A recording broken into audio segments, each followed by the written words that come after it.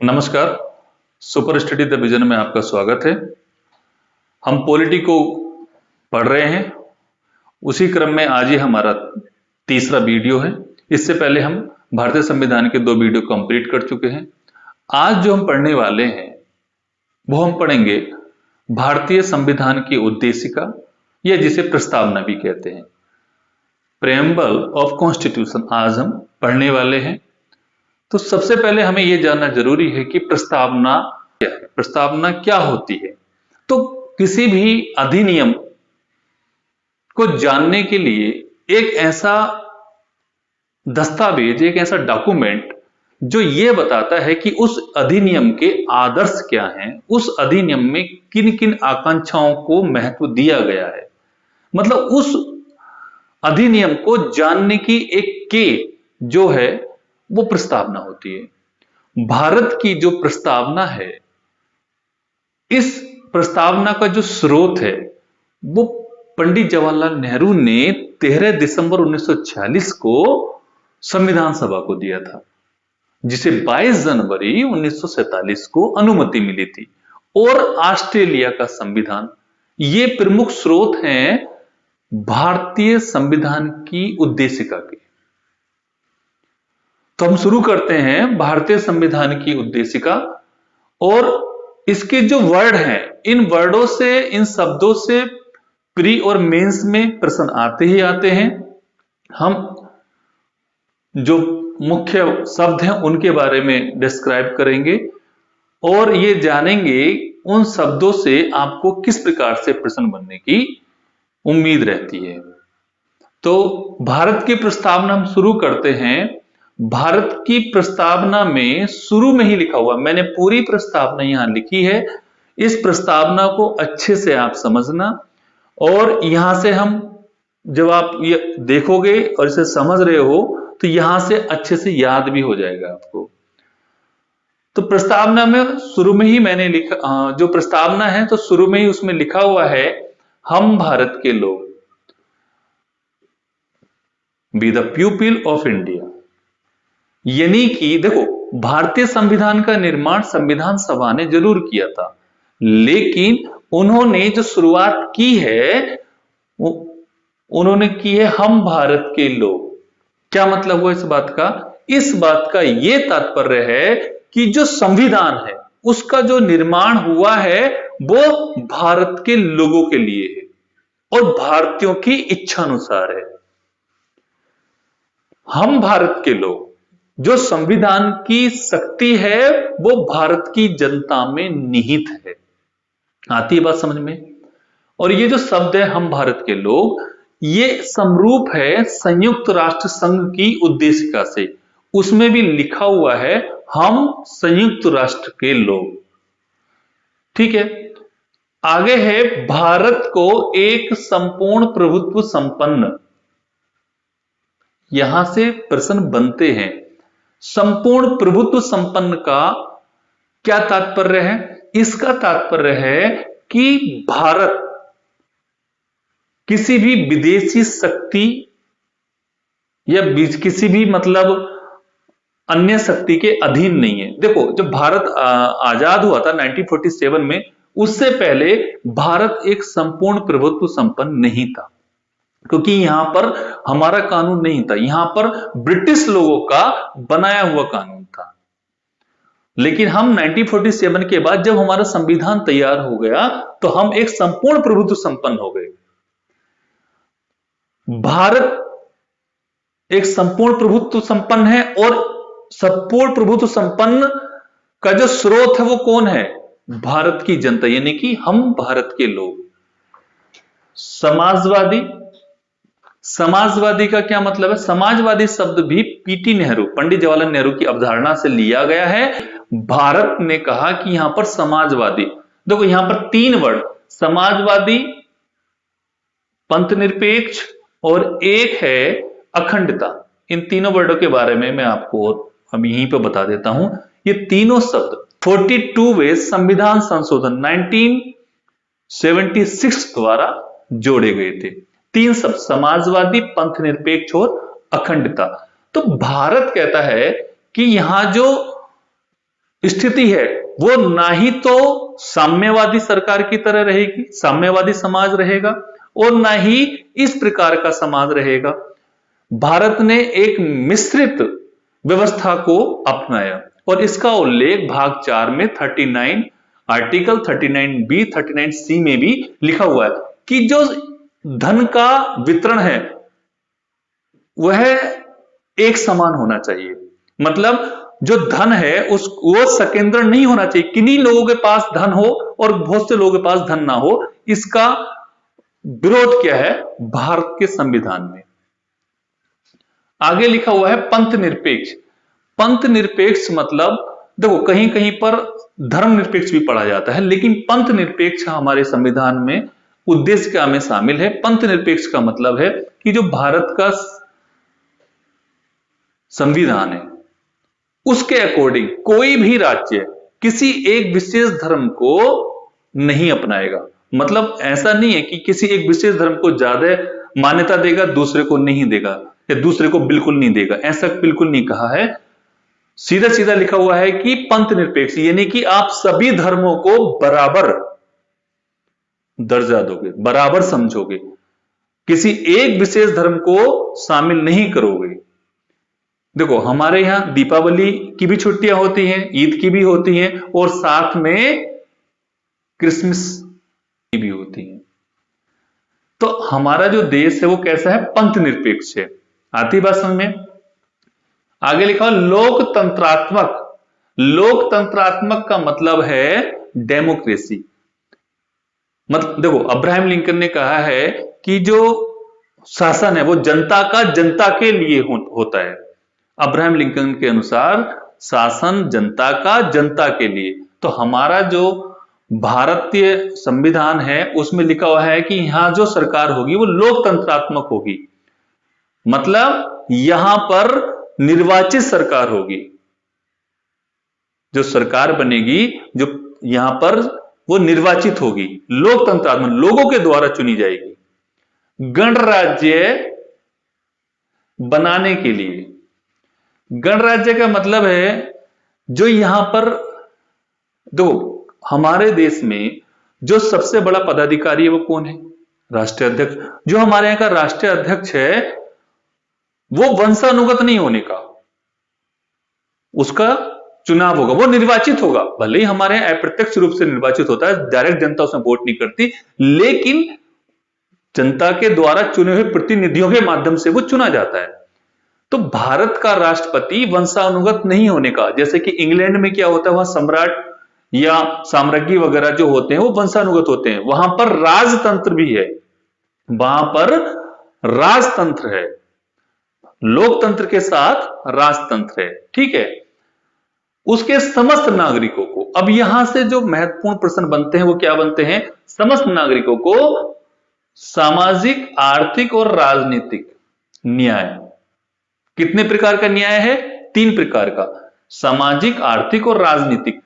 कई बार यह प्रश्न इस प्रकार से भी बन जाता है कि जो न्याय है वो कितने प्रकार का है, 3 प्रकार का, और जो न्याय है उनका क्रम क्या है, क्रम में आर्थिक सामाजिक राजनीतिक बता देते हैं, दूसरे में राजनीतिक आर्थिक सामाजिक, लेकिन जो क्रम है आप याद रखना, पहले सामाजिक फिर आर्थिक और फिर राजनीतिक। सामाजिक का मतलब क्या है, सामाजिक का मतलब है कि जो न्याय होगा उसमें किसी प्रकार का भेदभाव नहीं होने का, जाति धर्म जन्म स्थान या मूल वंश के आधार पर भेद नहीं होने का, समाज में बराबर न्याय होगा। आर्थिक, किसी को इतना अच्छा नहीं समझा जाएगा कि उसके पास संपत्ति है तो ये बहुत बेहतर है, या किसी को इसलिए गलत नहीं समझा जाएगा कि ये गरीब है इसके पास संपत्ति नहीं है। मतलब आर्थिक न्याय की बात की है, मतलब जिसे न्याय मिलेगा उसे बराबर न्याय मिलेगा। ऐसा बिल्कुल नहीं है कि कोई पूंजीवादी व्यक्ति है तो उसके लिए कानून अलग है और जो कोई गरीब व्यक्ति है उसके लिए कानून अलग है, नहीं, सभी के लिए एक समान कानून है। राजनीतिक, राजनीतिक का मतलब है कि अगर कोई व्यक्ति गरीब है तो उसे भी राजनीतिक, मतलब अगर वो वोट दे रहा है तो उसके वोट की कीमत ही वही है। अगर कोई अमीर व्यक्ति वोट दे रहा है तो उसके वोट की कीमत भी वही है। तो यहां पर कितने प्रकार की न्याय की बात की गई है? 3 प्रकार के न्याय की बात की गई है। नेक्स्ट है स्वतंत्रता। देखो यहां है स्वतंत्रता, कितने प्रकार की? 5 प्रकार की। विचार, अभिव्यक्ति, विश्वास, धर्म और उपासना। 5 प्रकार की स्वतंत्रता। प्रश्न बनता है कि भारतीय संविधान में जो उद्देशिका है उसमें कितने प्रकार की स्वतंत्रता का उल्लेख है? तो 5 प्रकार की स्वतंत्रता का उल्लेख है। पहली है विचार। कोई भी व्यक्ति अपने विचार रख सकता है, उसे अपने विचार की आजादी है। अभिव्यक्ति, ये थोड़ा इससे व्यापक हो जाता है, वह अपने विचारों को या अपनी किसी भी कला को या अपनी किसी भी बात को अभिव्यक्त कर सकता है, उस पर कोई रोक नहीं है। विश्वास की, कोई भी व्यक्ति किसी भी पार्टी पर, किसी भी पर विश्वास कर सकता है। ऐसा नहीं है कि कोई व्यक्ति अगर भाजपा पर विश्वास कर रहा है तो वो भाजपा पर ही करेगा, नहीं, कोई व्यक्ति कांग्रेस पर भी कर सकता है, कोई व्यक्ति मतलब किसी पर भी विश्वास कर सकता है, उस पर कोई भी प्रतिबंध नहीं है। धर्म,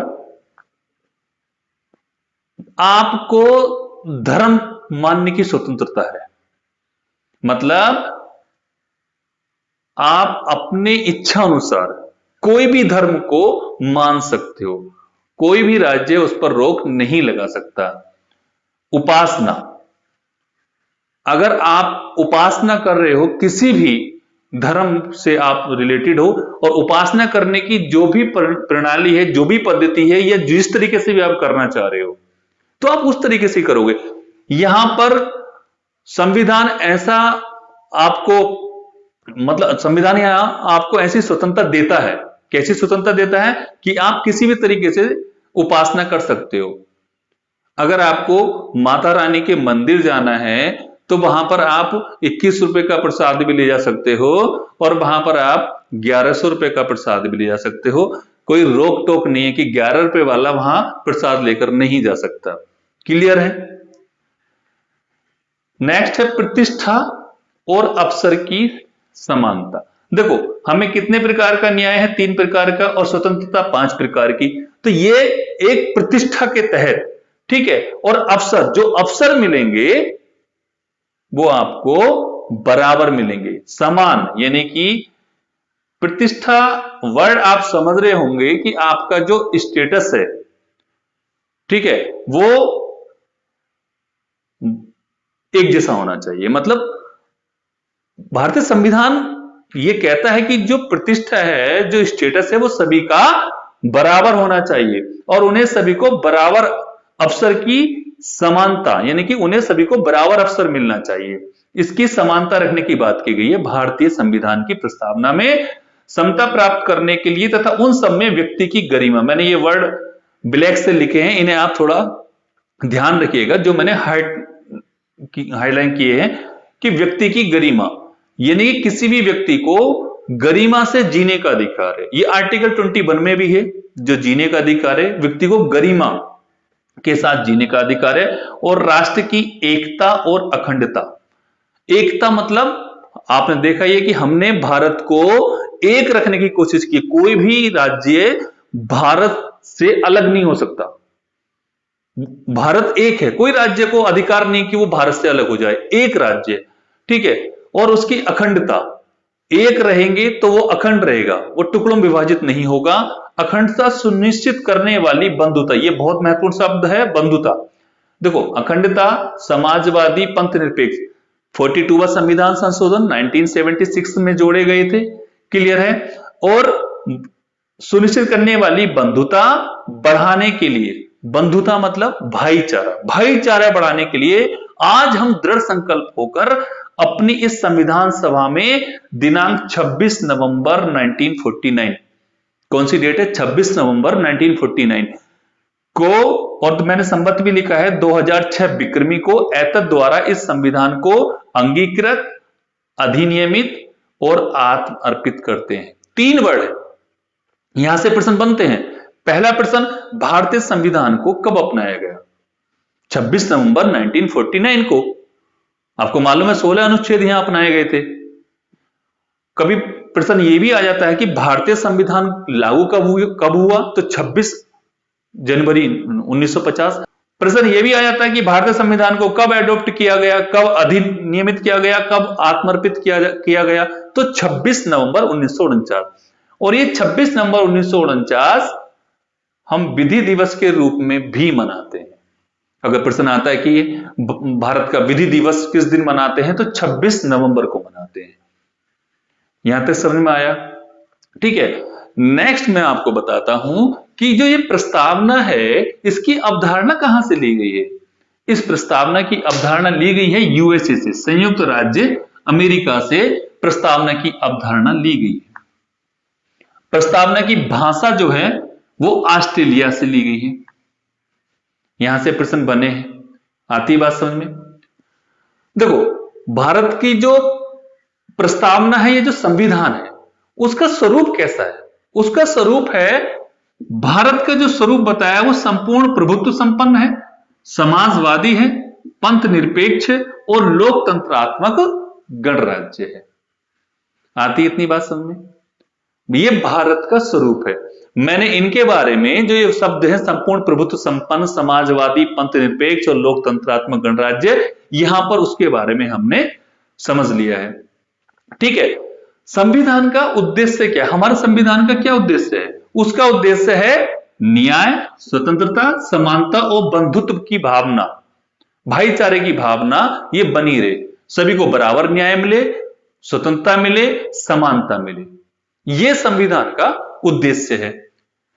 अब यहां से जो मैं ये प्रश्न मैंने एक दो और लिखे हैं, यहां से भी प्रश्न बन जाता है, क्या प्रस्तावना संविधान का भाग है? ये जितने भी मैं प्रश्न आपको बताया हूं, ये यहां से प्रश्न बनते हैं। कभी कभी तो मेंस परीक्षा में यहां के वर्ड उठाकर पूछ लिया जाता है कि भारतीय प्रस्तावना में जो समानता की भावना है उसके बारे में संक्षेप में विवरण दीजिए। इस प्रकार से यहां से एक एक वर्ड उठकर भी मेंस की परीक्षाओं में प्रश्न बने हैं। ठीक है, तो यहां से भी प्रश्न बन रहा है इनरी। देखो, मैं एक बार फिर आपको बता दूं कि क्या प्रस्तावना संविधान का भाग है? यह प्रश्न अगर पूछा जाता है तो इसमें एक फैसला हुआ था सुप्रीम कोर्ट का, इनरी बेरूबारी विवाद 1960 में। इसमें कहा था कि प्रस्तावना संविधान का भाग नहीं है। क्या कहा था इनरी बेरूबारी विवाद में 1960 में कि जो प्रस्तावना है वो संविधान का भाग नहीं है। लेकिन इसके 13 साल बाद एक ऐतिहासिक फैसला, यानी कि भारतीय संविधान में एक न्यायिक जो फैसला है, जो अब तक का सबसे बड़ा न्यायिक फैसला माना जाता है, केशवानंद भारती बनाम केरल राज्य 1973। यहां पर एक डिसीजन होता है 1973। उस समय भारत में जो सीजेआई थे, चीफ जस्टिस ऑफ इंडिया थे, वो एसएम सीकरी थे। और देखो 1973, इसकी मैं डेट भी आपको बता दूं, 24 अप्रैल 1973, 24 अप्रैल। जबकि 24 अप्रैल आपको पता है भारत में पंचायत दिवस मनाया जाता है, और 24 अप्रैल 1973 में ही ये लागू हुआ था। और 24 अप्रैल 1973 को एक महान क्रिकेटर रहे हैं, उनका जन्मदिन सचिन तेंदुलकर अभी हाल ही में बीता है। तो केशवानंद भारती बनाम केरल राज्य का जो फैसला आता है, उसमें कहा गया कि प्रस्तावना संविधान का एक महत्वपूर्ण भाग है। यानी कि इसके फैसले को यहां से पलट दिया। इसने कहा प्रस्तावना संविधान का एक महत्वपूर्ण भाग है और इसमें संशोधन भी किया जा सकता है। क्लियर है? लेकिन जो संविधान का मूलभूत ढांचा है, जो आधारभूत ढांचा है, उसे समाप्त नहीं किया जा सकता, नहीं किया जा सकता। समझ गए? उसे समाप्त नहीं किया जा सकता। ऐसा किसने बताया? केशवानंद भारती बनाम केरल राज्य 1973। 13 जजों की बेंच बैठी थी और ये डिसीजन लिया था। आती इतनी बात समझ में? और एक दो महत्वपूर्ण है, यहां से प्रश्न ये भी बन जाते हैं कि किसने कहा था कि प्रस्तावना संविधान की जन्म कुंडली है। ये कि प्रस्तावना संविधान की जन्मपत्री है या जन्म कुंडली है? के.एम. मुंशी ने कहा था। ये प्रस्तावना नहीं है, ये थोड़ा देख लेना, ये संविधान है। संविधान शरीर है तो प्रस्तावना उसकी आत्मा और प्रस्तावना अगर आधारशिला है तो संविधान उस पर खड़ी अट्टालिका। ये किसने कहा था? ये सुभाष कश्यप ने कहा था। ये प्रश्न बन जाते हैं। तो मुझे उम्मीद है भारतीय संविधान की प्रस्तावना को आज आपने अच्छे से सीखा होगा, अच्छे से समझा होगा, और इससे भी ज्यादा जो बेहतर है आगे हम पढ़ेंगे पॉलिटी को, और इस प्रकार से पढ़ेंगे कि पॉलिटी हमारे अच्छे से याद हो जाएगी। और मैं उम्मीद करता हूं कि ये आपके अच्छे से समझ में आया होगा। मिलते हैं फिर नेक्स्ट वीडियो में, तब तक के लिए थैंक्स।